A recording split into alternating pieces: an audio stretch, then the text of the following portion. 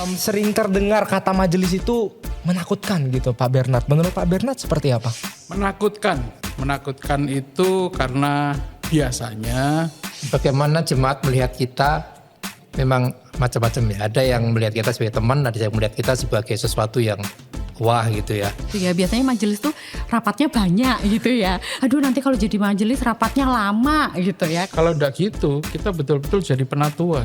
Jadi penat dan jadi tua. Gitu kan. Penat dan tua, ya benar-benar.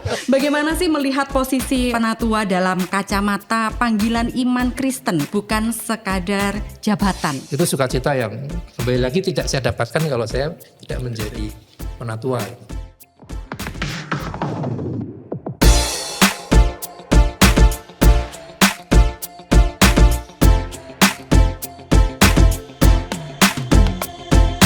Sigmo Siniar GKI Bromo. Selamat datang di Sigmo Siniar GKI Bromo. Halo Sobat Sigmo semuanya, senang sekali boleh kembali menyapa Sobat Sigmo semua di episode kali ini. Pernah gak sih Sobat Sigmo itu mendengar kata majelis gereja dan ketika mendengar kata majelis gereja itu yang muncul adalah rasa takut. Rasa takut tidak sanggup, rasa takut waktunya habis, rasa takut bahwa tidak pantas atau mungkin konflik dan tidak cukup layak untuk menjadi majelis atau penatua di gereja. Nah benar banget Hans, dan di episode kali ini kita mau ngobrol jujur tanpa menghakimi tentang mengapa menjadi majelis itu sangat menakutkan gitu ya. Dan apakah seberat itu sih jadi majelis gitu. Dan jangan-jangan kita yang belum sungguh-sungguh mengetahui dan memahami seperti apa kepemimpinan di gereja gitu. Tentunya di Gereja Kristen Indonesia terutama di GKI Bromo. Dan kali ini kita akan membahas tentang struktur, tentang realita dan makna pelayanan majelis di GKI Bromo. Jadi bukan sebagai jabatan tapi juga sebagai pelayanan. Dan kita langsung sapa saja bersama dua majelis yang sangat ganteng ya Kak. Wih, bukan lagi ya. Selamat datang. Selamat datang Pak Teguh dan juga Pak Bernard. Terima kasih sudah main-main ke Sigmo. Dan karena Pak Teguh dan Pak Bernard adalah majelis khususnya di GKI Bromo, kami juga pengen kenalan dengan Pak Teguh dan Pak Bernard mungkin ya. Dari pengalaman Pak Teguh atau Pak Bernard, mungkin dari Pak Bernard dulu ya, karena terlihat Pak Bernard ini sudah sangat siap. Iya, paling lama. Iya, paling lama ya mungkin ya. Sering terdengar kata majelis itu menakutkan gitu Pak Bernard. Menurut Pak Bernard seperti apa? Menakutkan itu karena biasanya majelis itu dianggap sosok yang hebat gitu ya. Sehingga orang merasa takut kalau dia suruh jadi majelis karena tidak siap saja. Tapi sebenarnya majelis itu kan sekelompok jemaat yang dipilih oleh jemaat dengan tujuan untuk menjadi pemimpin. Pemimpin apa? Untuk pemimpin di gereja dalam rangka melakukan misi Allah di gereja. Jadi sebenarnya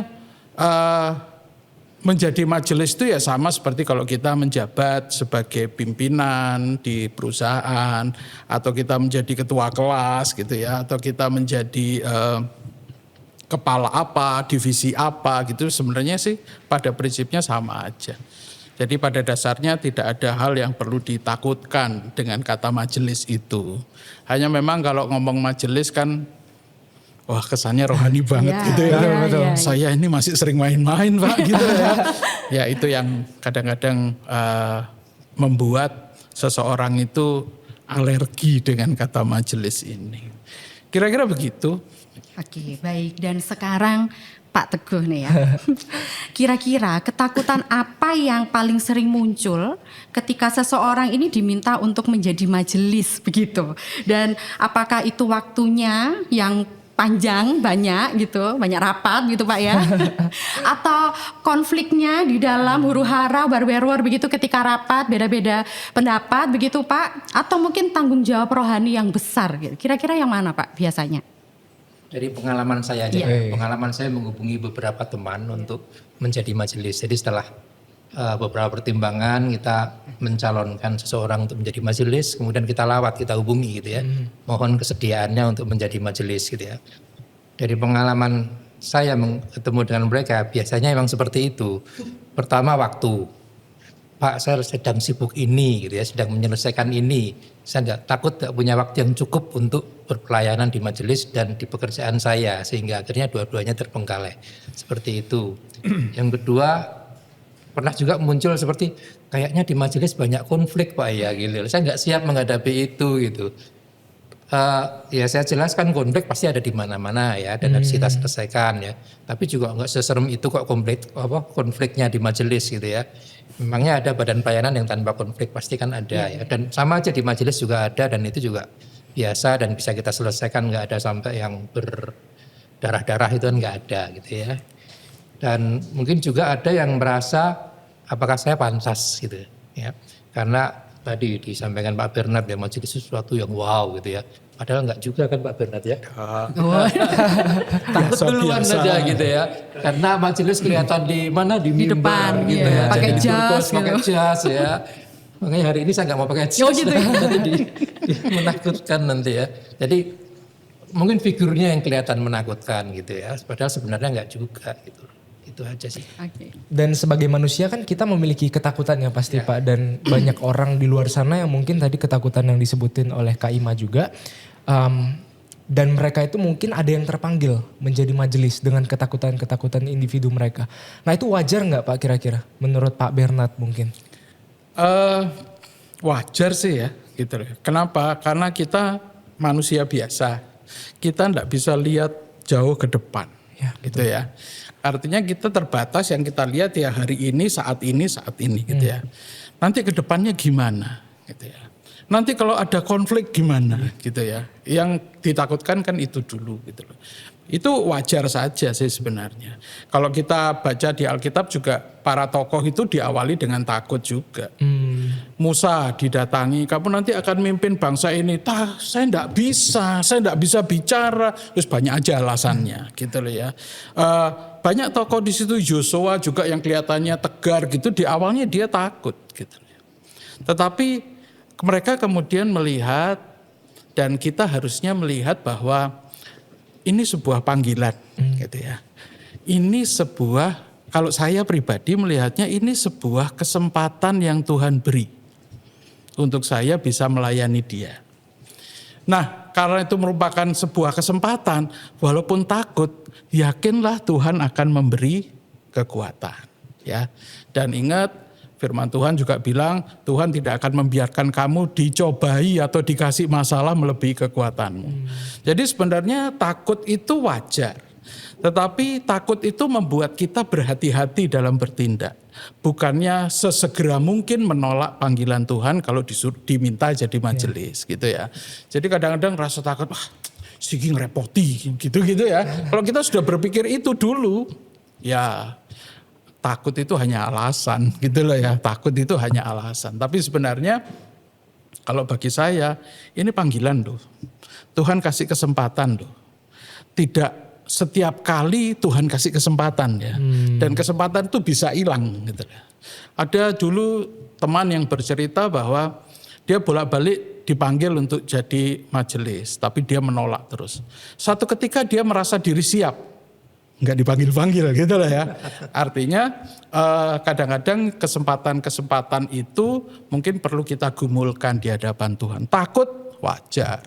Ya karena kita tidak bisa lihat masa depan. Tapi yakinlah Tuhan akan membentuk kita, memberi kita kekuatan supaya kita bisa menjalankan tugas panggilan yang sudah disiapkan buat kita.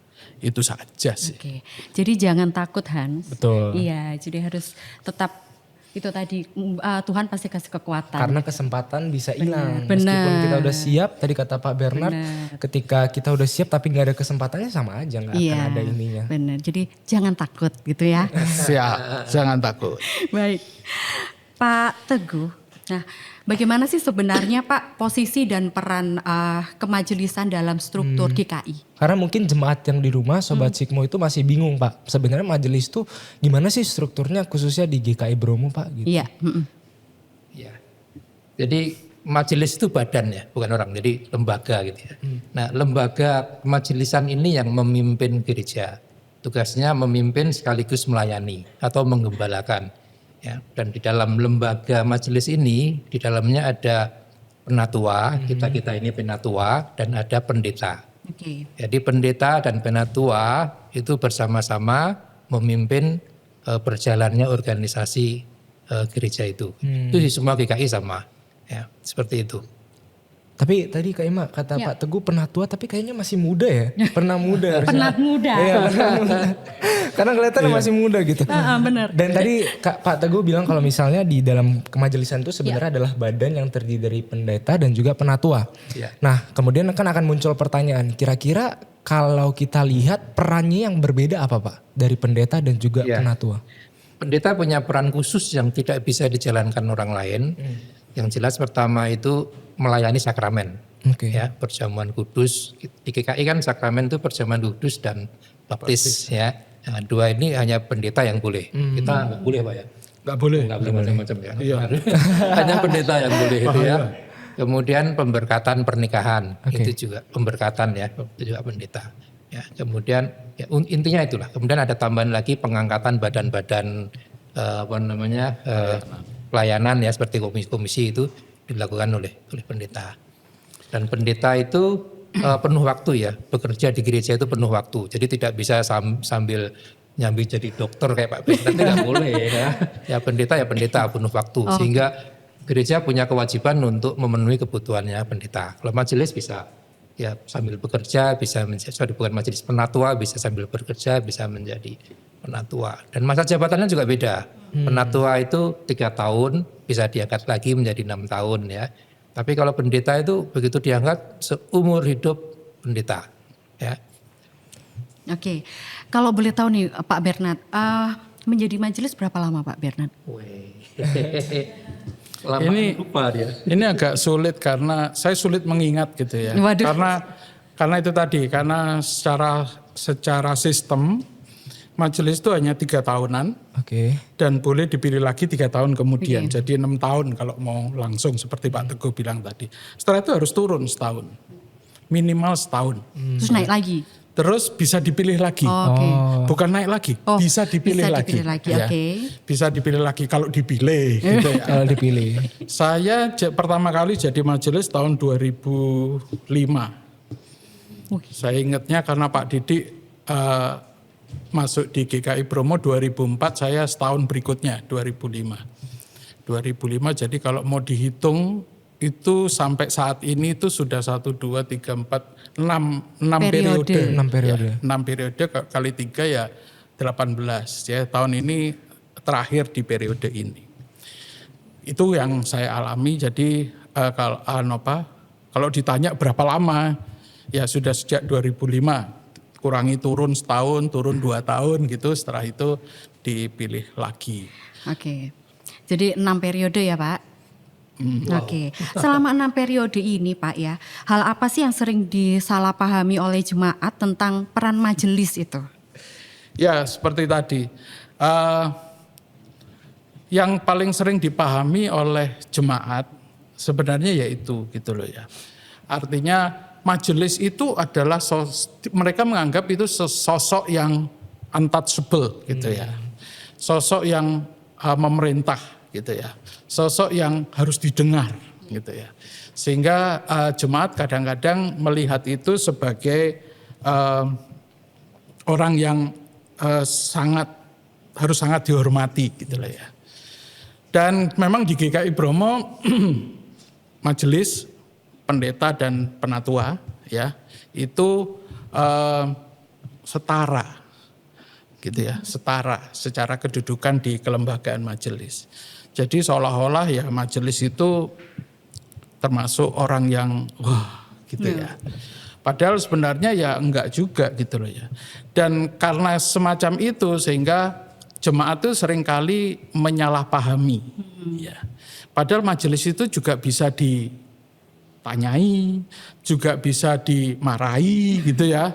Kalau misalnya enggak benar gitu bisa dimarahi, atau kalau misalnya ada sesuatu yang enggak dipahami silahkan bertanya gitu loh ya. Kalau ada sesuatu yang enggak pas di omongan majelis itu ya bisa dipertanyakan, bisa dimarahi, bisa ditegur. Ya majelis itu jemaat juga pada dasarnya. Cuman pada saat itu dia sedang dipilih oleh kita semua untuk mengelola pelayanan di gereja. Tapi pada dasarnya majelis itu ya jemaat juga gitu loh ya. Jadi yang sering disalahpahami kalau dalam pengalaman saya semacam itu gitu loh. Jadi apa yang dikatakan majelis itu mesti benar gitu loh ya. Jadi harus begitu gitu loh ya. Padahal ya enggak juga. Majelis harus serba bisa dan harus ada di mana-mana gitu ya.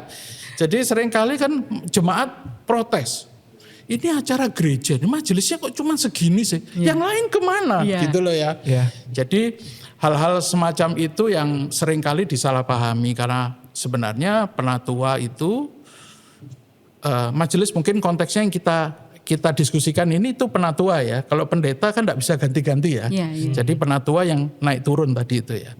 Nah penatua itu kan mungkin punya tugas yang lain di luar gereja dan itu kan mesti dipahami juga bahwa mereka punya kesibukan lain di luar gereja. Sehingga itu yang seringkali disalahpahami.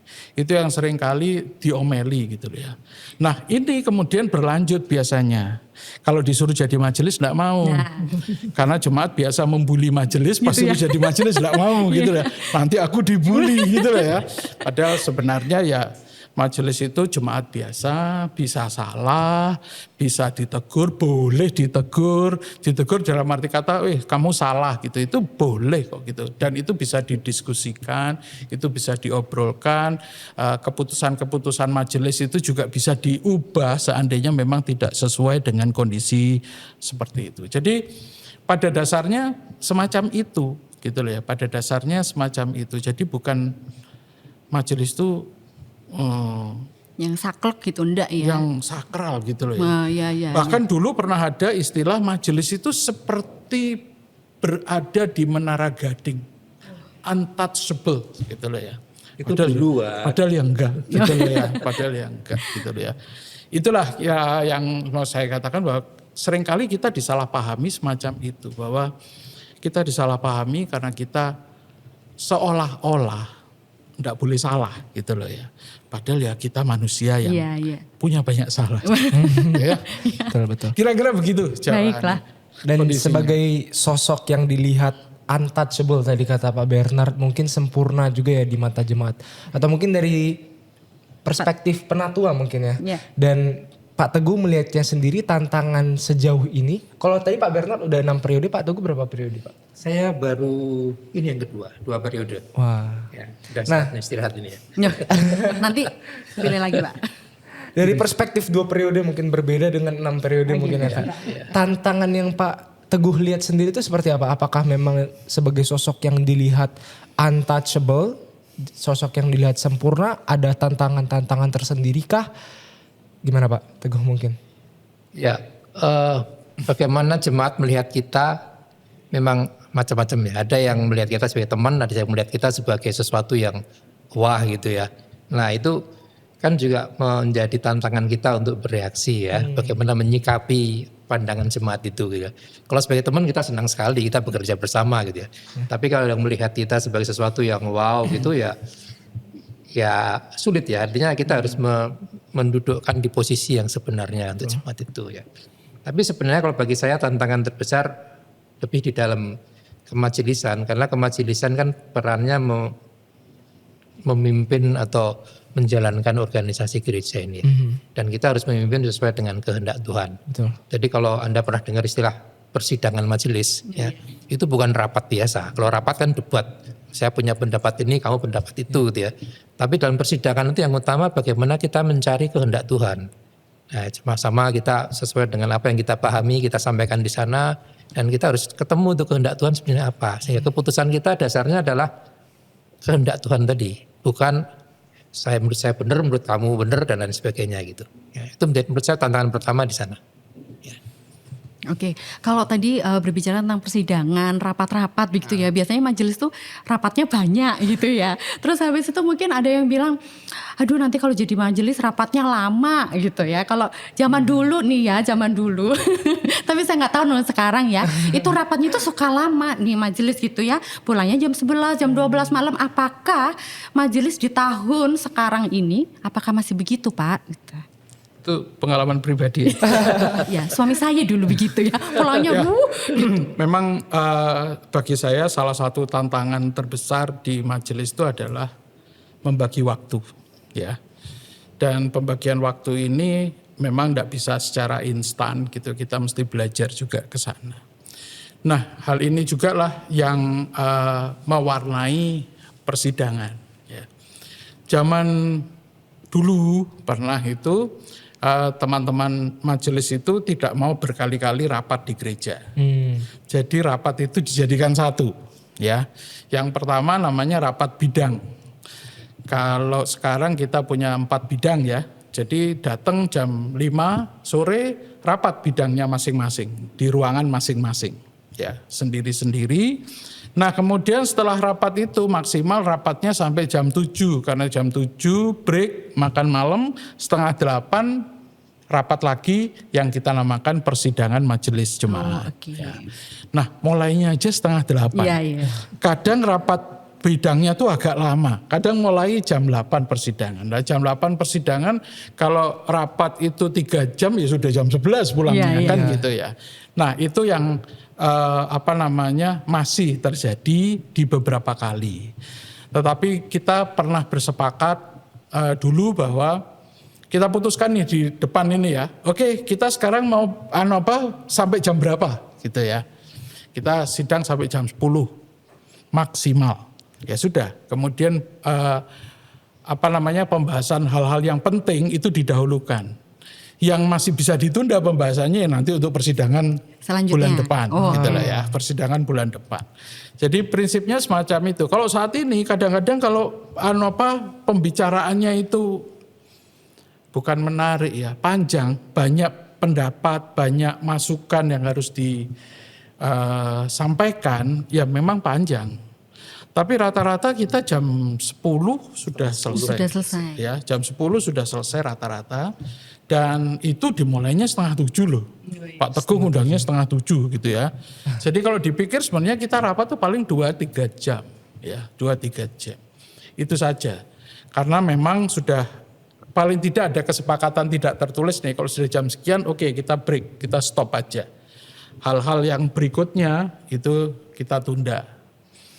Atau cuma ditampilkan aja gitu. Biasanya kan kalau sekarang itu penampilan itu cuman informatoris gitu loh ya. Bidang 1 mau ngerjain apa? Oh ini ada Rabu Abu tanggal 18 Februari itu cuman disampaikan begitu supaya teman-teman paham. Dan oke, kalau tanggal-tanggal itu detail ya sudah urusannya bidang 1 gitu ya.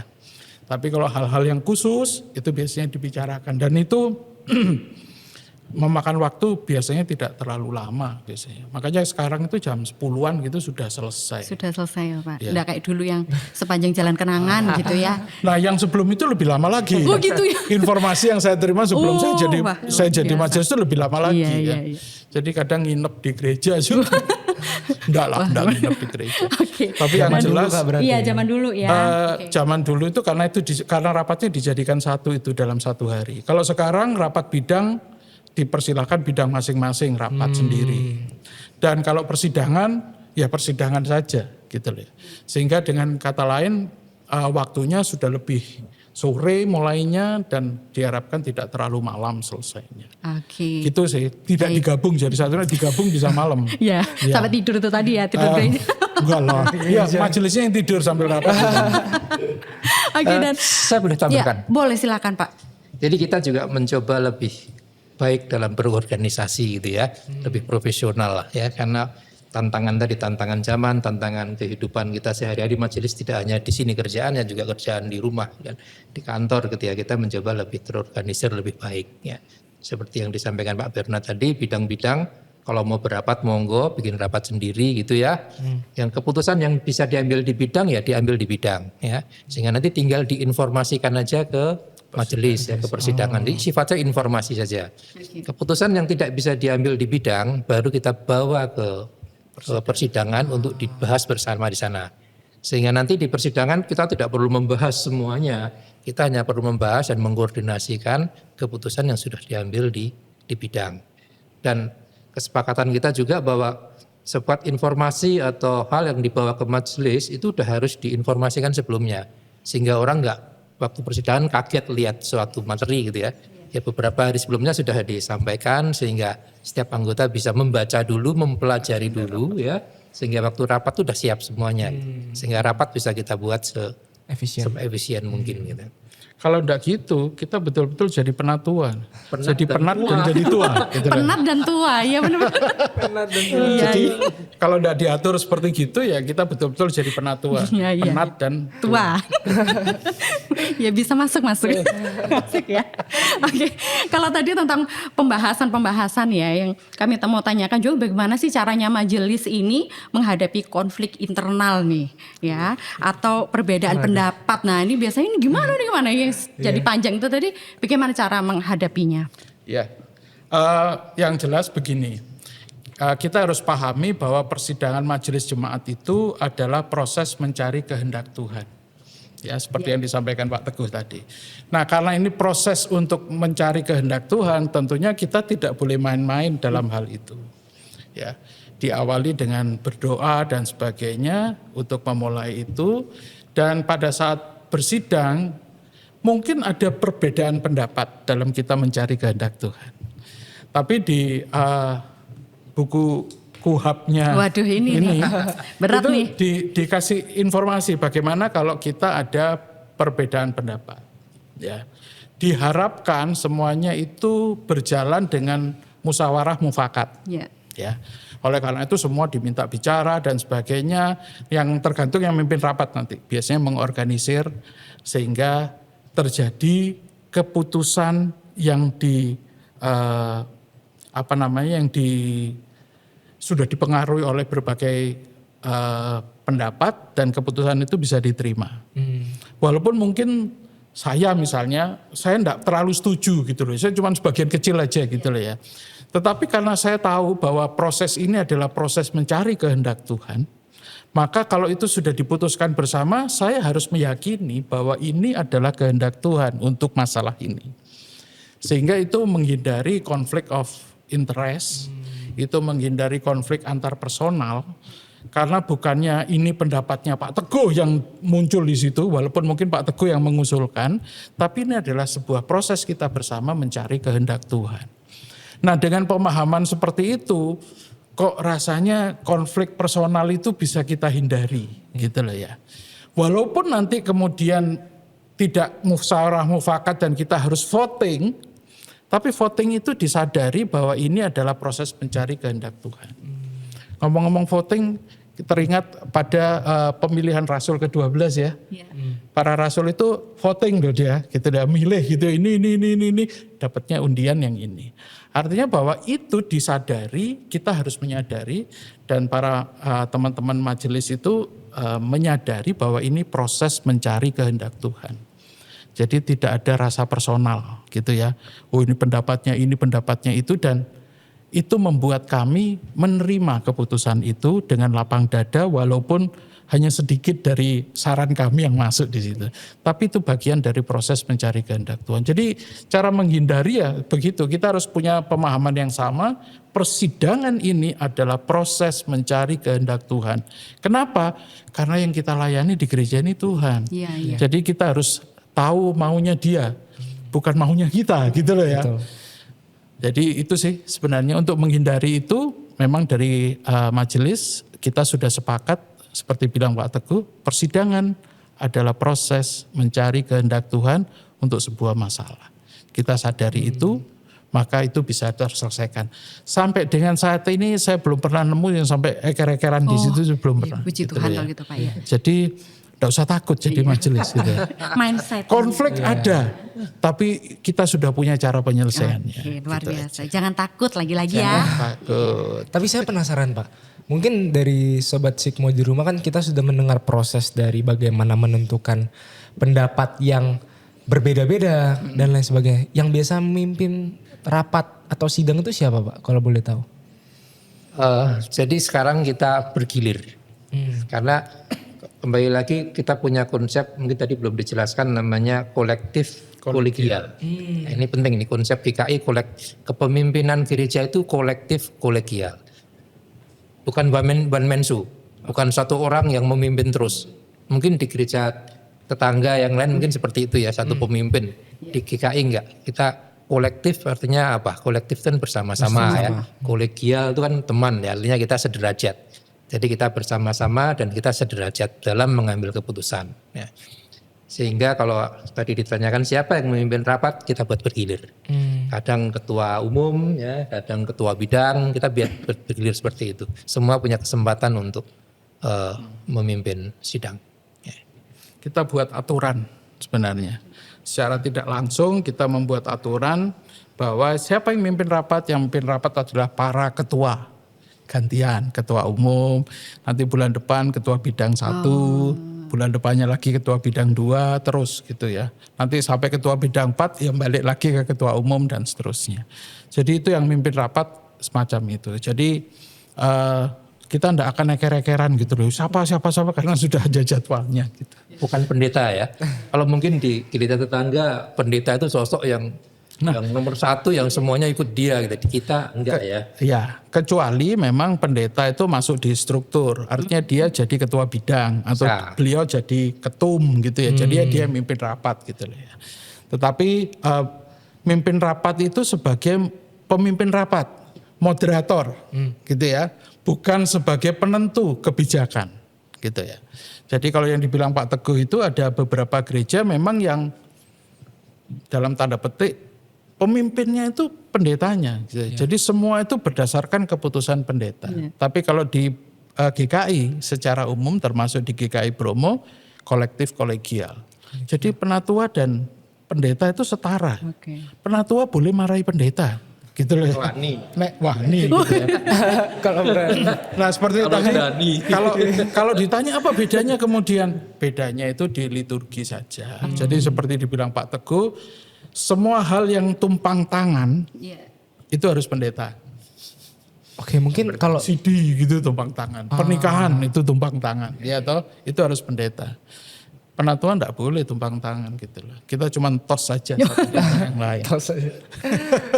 Kalau dari segi tugas mungkin memang ada porsinya masing-masing gitu ya Pak. Kalau misalnya kita beralih nih dari tadi udah membahas tentang sidang majelis dan juga ada peran-peran dari penatua dan pendeta ternyata memang punya porsinya masing-masing gitu. Kalau dari sisi berkat atau mungkin dalam bentuk kasih Tuhan gitu untuk Pak Teguh dan Pak Bernard, mungkin kan setiap orang berbeda juga. Kira-kira apa yang Pak Bernard dan Pak Teguh rasakan di dalam kehidupan setelah atau mungkin sebelum dan setelah menjadi penatua di kemajelisan GKI Bromo itu sendiri? Ini harus diperjelas dulu. Berkat yang bagaimana yang kamu maksud? Gimana nih Kak Imah? Gimana nih? Seperti apa? Berkat apa Pak? Biasanya dapat berkatnya apa Pak? Yang berbeda mungkin dari segi sisi kehidupan gitu. Sebelum dan setelah menjadi majelis. Begini teman-teman. Berkat, kalau saya merasakan berkat itu karena itu tadi saya diberikan kesempatan Tuhan untuk bisa melayani. Itu sebuah anugerah buat saya. Dan berkatnya apa? Ya berkatnya saya itu jadi lebih baik dari kemarin gitu ya. Artinya itu menjadi sebuah berkat buat saya karena di kemajelisan itu kan saya khususnya saya belajar gitu loh ya. Belajar buat sabar, belajar buat menghargai orang, belajar untuk tidak egois. Itu tuh kami belajar di situ. Dan buat saya itu berkat gitu loh. Kenapa? Mungkin orang-orang, saya mungkin tidak sadar, tapi orang-orang melihat bahwa mungkin Pak Bernard jadi lebih sabar, ya jadi begini, begitu. Tapi buat saya sukacita itu tidak bisa hilang gitu loh ya. Karena saya bisa melayani Tuhan dan saya menjawab apa yang Tuhan panggil dari saya gitu ya. Saya menjawab iya dan saya melayani sebagai majelis dengan sebuah pemahaman ini adalah anugerah. Sehingga apa yang terjadi bagi saya melayani Tuhan di GKI Bromo adalah sebuah berkat buat saya. Saya bisa ketemu dengan Ima gitu ya. Saya bisa ketemu dengan Hans, dengan teman-teman yang lain gitu ya. Yang mungkin kalau saya tidak jadi majelis saya tidak ketemu gitu Begitu loh ya. Ketemu mungkin ya cuman iki sopo to iki gitu ya. Gitu ya. Paling cuman begitu, tapi dengan begini kan kita bisa, saya dapat teman baru. Saya bisa belajar juga dari Ima. Pergumulannya Ima kayak gini loh Pak, saya dulu tuh begini-begini terus saya dapat begini. Saya kan belajar, oh iya gitu loh. Ada sebuah berkat yang saya terima dari situ. Dari hubungan dengan teman-teman, hubungan dengan kolega majelis penatua gitu, saya dapat banyak berkat. Nah itu yang tidak saya dapatkan mungkin kalau saya tidak jadi penatua gitu loh ya. Kalau berkat itu yang ditanyakan, ya itu yang saya dapatkan. Berkat yang ada. Nah, makanya dipertegas. Oke, kalau Pak Teguh Pak. Ya, saya kenal Pak Bernard ini kan gara-gara saya jadi majelis gitu ya. Oh gitu, sama Jadi, juga ya. Saya tahunya pada saat gladi pelantikan dia duduk di samping saya. Bapak siapa? Saya Bernard Tulangi. Anak Pak Paratulangi. Yeah. Paratulangi beliau kan terkenal ya, karena sering khotbah gitu ya. Nah, saya seperti Pak Bernard tadi, saya akhirnya punya banyak teman, banyak komunitas di kemajelisan. Dulu saya sebelum di kemajelisan kan aktif di sektor ya. Komunitas saya komunitas sektor ya. Banyak teman yang memberkati saya di sana. Tapi begitu saya masuk majelis, teman-teman saya udah lintas sektor ini, udah lebih banyak lagi. Sudah lebih banyak lagi yang membantu saya untuk mengembangkan saya gitu ya. Menolong saya ya, memberkati saya gitu ya. Persis seperti yang disampaikan Pak Bernard tadi ya. Yang kedua adalah saya suka cita kalau saya punya kesempatan memberi atau bermanfaat untuk jemaat Tuhan dan kemuliaan Tuhan gitu ya. Nah di kemajelisan itu kesempatannya banyak Bernard ya. Meskipun kita tidak terjun langsung ya. Contohnya Natal kemarin ya. Saya tidak terlibat dalam panitia Natal ya. Tapi peran saya adalah membentuk panitia Natal. Ya, saya hubungi mereka, kemudian mereka bersedia, dan saya merasa sangat terberkati, sukacita pada saat saya melihat mereka bekerja dengan sangat baik. Dan hasil panitia Natal juga sangat baik untuk jemaat dan kemuliaan Tuhan. Ya, saya merasa sukacita sekali meskipun saya tidak terlibat dalam panitia Natal. Ya. Seperti itu. Contohnya lagi Sigmo inilah ya. Sigmo kan dari digital ministry ya. Nah, saya sangat senang sekali saya punya peran pada saat membidani lahirnya digital ministry ya. Kemudian ikut merawat berkembangnya digital ministry sehingga digital ministry bisa memberi buah-buah yang baik untuk jemaat semacam itu ya. Itu sukacita yang kembali lagi tidak saya dapatkan kalau saya tidak menjadi penatua. Oke, banyak berarti sukacitanya. Oh, betul biasa. Oke. Paul. Oh, Paul. Gimana Hans, tertarik? Tertarik Kak. Tertarik loh. Iya.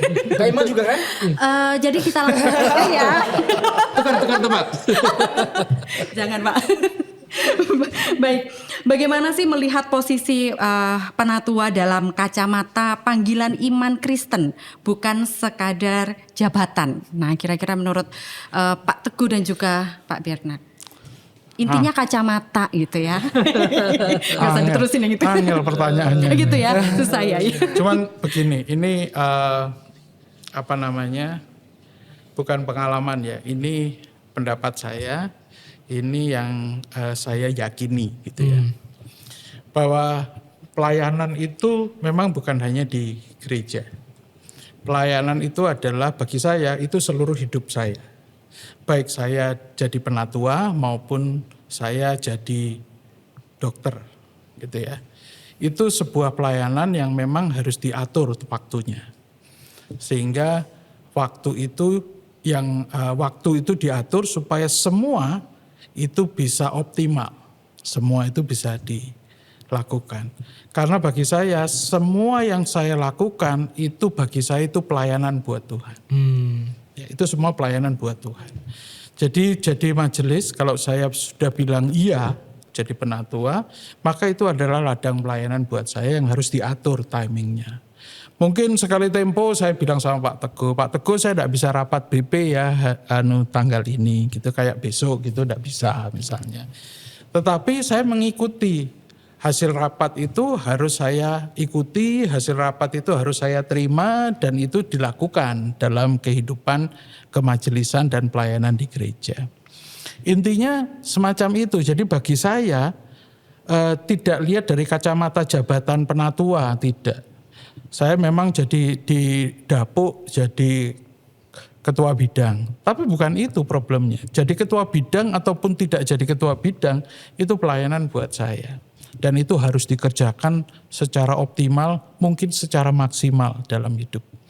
Karena itu tanggung jawab saya kepada Tuhan, dan itu anugerah sekali lagi yang Tuhan berikan sama saya. Oke, jadi harus dan total. itu harus direspon dengan baik gitu loh ya.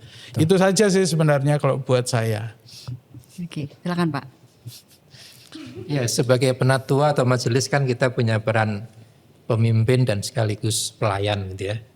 Jadi saya selalu diingatkan teman-teman, kalau jadi pemimpin itu jadilah pemimpin yang baik ya. Kalau jadi pelayan ya pelayan yang baik gitu ya. Itu aja yang harus kita lakukan ya. Dan teman-teman juga sering mengingatkan saya satu ayat yang penguat kita, yaitu Kolose 3 ayat 23 ya. Mungkin semuanya udah tahu ya. Apapun yang kamu lakukan, lakukanlah dengan sepenuh hati dan untuk Tuhan ya, bukan untuk manusia. Seperti yang disampaikan Pak Bernard tadi ya. Semua yang kita lakukan itu kemuliaan Tuhan. Tuh. Wow, ya betul sekali Kak Ima. Dan mungkin jemaat-jemaat dan Sobat Sikmo yang sedang nonton di rumah, ada yang menonton dan mengklik video ini karena sedang bergumul Pak mungkin. Ingin menjadi dan mencoba menjadi majelis atau mungkin penatua di GKI Bromo. Dan Kak Ima mungkin lagi bergumul Kak Ima? Bergumul banyak, tapi untuk penatua ini itu Belum ya? bisa tema lain ya. Apa yang ingin Pak Bernard sampaikan untuk jemaat-jemaat yang sedang bergumul Pak? Ya, pertama begini, kalau itu tawaran ya, memang yang menawari kan majelis yang ada pada saat ini. Kalau tawaran itu ada, jangan buru-buru ditolak. Oh gitu, oke. Yang kedua, jangan buru-buru diterima. Oke. Ya toh, tapi pertimbangkan sebaik mungkin. Ya, pertimbangkan sebaik mungkin dengan arti bergumullah bersama dengan Tuhan. Oke. Ya, bergumul bersama dengan Tuhan. Tuhan memang mau saya jadi majelis. Tuhan ingin memang saya jadi penatua. Gumulkan itu secara personal di hadapan Tuhan. Tuhan pasti akan kasih jawaban buat kita. Saya percaya karena itu yang saya alami. Gitu ya. Yang berikutnya, komunikasikan dengan keluarga. Karena di kemajelisan itu peran keluarga itu sangat penting. Ya. Sehingga dengan demikian, dengan Tuhan oke, yakinlah komunikasi dengan keluarga itu pasti akan oke, karena Tuhan pasti akan membackup keluarga ini. Gitu ya. Nah kemudian baru jawablah, gitu loh ya. Nah dengan demikian maka kita bisa mempunyai sebuah pemahaman bahwa ini memang panggilan Tuhan buat saya. Dan saya mau meresponnya dengan jawaban iya. Tapi itu sudah melalui pergumulan yang matang bersama dengan Tuhan. Kadang-kadang dalam pengalaman hidup saya, ada tawaran yang kelihatannya rohani. Tapi sebenarnya Tuhan tidak mau kita di situ. Makanya itu bergumullah dulu dengan Tuhan, gitu ya. Sehingga dengan demikian begitu kita bilang iya, maka itu adalah sebuah jawaban untuk merespon anugerah yang Tuhan sudah berikan pada kita. Jadi tak perlu takut apa-apa, kalau memang sudah bergumul sama Tuhan, Tuhan pasti akan beri kekuatan. Tuhan pasti akan menolong, Tuhan pasti akan menjaga. Sehingga bisa melakukan tugas pelayanan sampai tuntas, selesai 3 tahun. Mungkin 6 tahun gitu ya.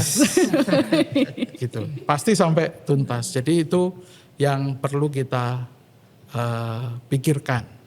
Dan ingat, menjadi majelis itu tidak boleh berhenti belajar. Majelis itu bukan yang superior tadi, bukan yang untouchable, tapi menjadi majelis justru kita harus banyak belajar. Belajar tentang apa? Tentang apa saja. Termasuk tentang kerendahan hati, termasuk dari mengurangi egois dan sebagainya, itu kita belajar di situ.